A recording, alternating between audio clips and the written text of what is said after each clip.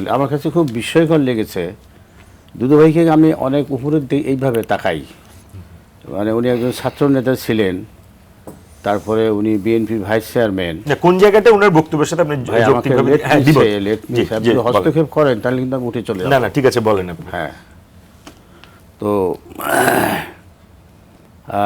উনি হঠাৎ করে ৭১ এবং নারী নির্যাতনের কথা নিয়ে আসলেন। ৭১ সালে কি হয়েছে, তার সঙ্গে বর্তমান মব কালচার, বর্তমান আইন শৃঙ্খলা পরিস্থিতির কি সম্পর্ক আমরা প্রত্যেকেই জানি। একজন সরকারি দল করে, একজন বিরোধী দল করে। আমরা তো একটা বিষয়কে ভিন্ন দৃষ্টিকোণ থেকে দেখব, একই বিষয়কে দুইজন তো দুই দৃষ্টিকোণ থেকে দেখার সুযোগ আছে, কিন্তু বাস্তবতা যেটা সেটাকে আমাদেরকে একমত হইতে হবে। আমাদের পুলিশ বাহিনী এখনও পরিপূর্ণরূপে সক্রিয় না। পুলিশ বাহিনীর মধ্যে এখনও কিছুটা ট্রমা কাজ করতেছে। আমরা তো বিভিন্ন ক্ষেত্রে ঘুরতেছি, আমার আসলে এই গত কয়েকদিনে দেখেছি বেশ কয়েকটা ঘটনা ঘটেছে। এখানে পুলিশ এতটুকু অসহায় যে এখন তো একেবারেই একটা শান্তিপূর্ণ পরিবেশ। এই সময়ের মধ্যে দেশের একজন প্রধানমন্ত্রী একটা মেয়ে রেপ হয়েছে, হত্যা হয়েছে, তাকে দেখতে যাবে, সেখানে সেনাবাহিনীর উপস্থিতি ছাড়া পুলিশ তার নিরাপত্তা বিধান করতে পারছে না, সক্ষম নয়। তো এই হলো পরিস্থিতি। এই বাস্তবতা তো আমাদের স্বীকার করতে হবে। এটার জন্য তো কেউ বিএনপিকে দায়ী করতেছে না, এটার জন্য কেউ তারেক রহমানকে দায়ী করতেছে না, বা এটার জন্য কেউ স্বরাষ্ট্রমন্ত্রীকে অনেকে দায়ী করতেছে তার ব্যক্তিগত আচার আচরণের কারণে। উনি স্বরাষ্ট্রমন্ত্রী না কোন মন্ত্রণালয়ের মন্ত্রী, আমরা সংসদে বসে যদি সাউন্ড না করতাম তাহলে ওনাকে থামানোই যেত না। স্পিকারও ওনাকে থামাতে পারেনি, স্পিকার চেষ্টা করছে ওনাকে থামানোর জন্য, বাট নির্লজ্জের মতো তারপর উনি ওখানে কথা বলেছেন। এই লোকটার লজ্জা শরম আছে কিনা সন্দেহ। উনি স্বরাষ্ট্র মন্ত্রণালয় বাদ দিয়ে উনি অন্য কাজে বেশি ব্যস্ত। এই লোকটা একটা প্রশ্নবিদ্ধ লোক। এই লোকটা ঐতিহাসিকভাবে একটা প্রশ্নবিদ্ধ লোক। উনি হঠাৎ করে কোত্থেকে আসলেন, কিভাবে গিয়েছিলেন? জুলাই বিপ্লবের যে কষ্ট, এটার যে রক্তক্ষরণ, এটা সম্পর্কে উনি কি জানে? উনি কিছু জানে? উনি তো জানেন না। কাজে জুলাই সনদ নিয়ে, জুলাইয়ের চেতনা নিয়ে প্রথম ব্যঙ্গ বিদ্রুপ উনি করা শুরু করেছেন।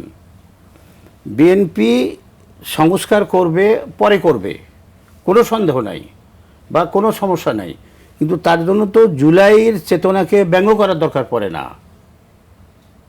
জুলাই চেতনাকে ব্যঙ্গ করার প্রয়োজন আছে বা এটাকে ইগনোর করার প্রয়োজন আছে? জুলাই চেতনার সঙ্গে কতগুলো প্রাণের সম্পর্ক জড়িত আছে, কতগুলো পরিবারের সম্পর্ক জড়িত আছে। আপনারা আপনাদের পরিকল্পনা আছে, আপনাদের এজেন্ডা আছে, ম্যান্ডেট দিয়েছে জনগণ, আপনাদের মতো করবেন, এইটাই স্বাভাবিক। কিন্তু বিরোধী দল তো বিরোধী দলের মতো চাবে। বিরোধী দল তো জিহুদি করার জন্য বিরোধী দল হয় না, অতীতের মতো বিরোধী দলের মতোই চাবে। আমরা মনে করি জাতির সঙ্গে প্রতারণা করা হয়েছে।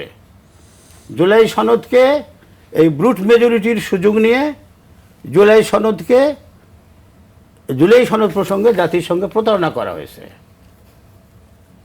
অক্ষরে অক্ষরে পালন করার কথা বলছে, তো সেটা করা যাইতো না?